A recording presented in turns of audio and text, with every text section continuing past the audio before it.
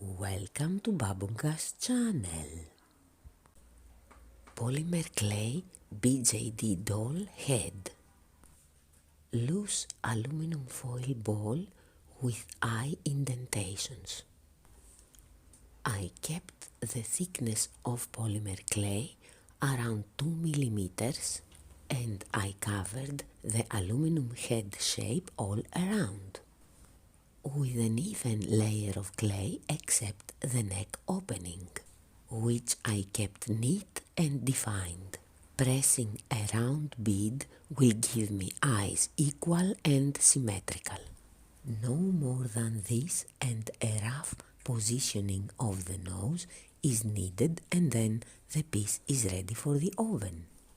After baking, the aluminum foil core has to be removed, which takes patience and time. In this hollow head goes a wire loop embedded in raw clay and stuck with liquid polymer clay. Working carefully, I have to stick this in position inside the hollow head. I always use liquid clay to stick raw clay to baked clay. Now for the eyes, I chose this light blue and then I moved on to work on the eyebrow and forehead area. Black polymer clay for the pupils, and to give them a little shine, I added tiny white polymer clay balls, but for a moment I wasn't sure where exactly to place them. Next, I made the nose with 3 tiny polymer clay balls, which with a little bit of shaping look like a cute little baby nose. The jaw and chin area need a lot of additional volume, which I added, and then I made the mouth line, the lower lip and the dimple under it.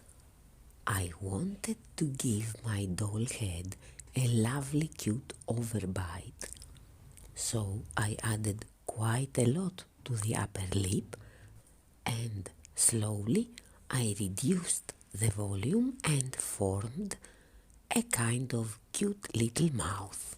And after this comes the second visit to the oven.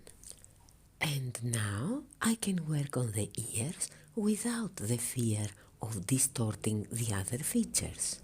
Of course, I could have avoided the ears completely, but I'm not sure that I can make a wig. So I decided to make them.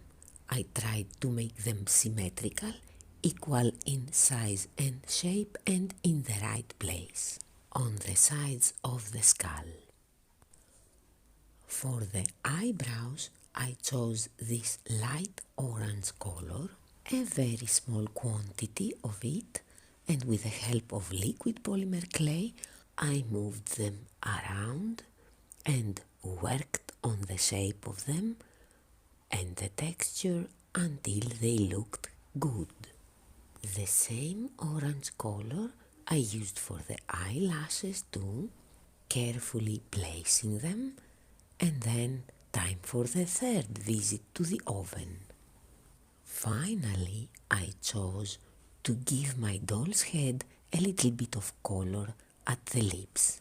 I chose a dark pink, and the clay layer here is so thin that it's more like painting than sculpting. I did first the lower lip, and then I added a little bit of color to the upper lip too, and then last visit to the oven, and here we are.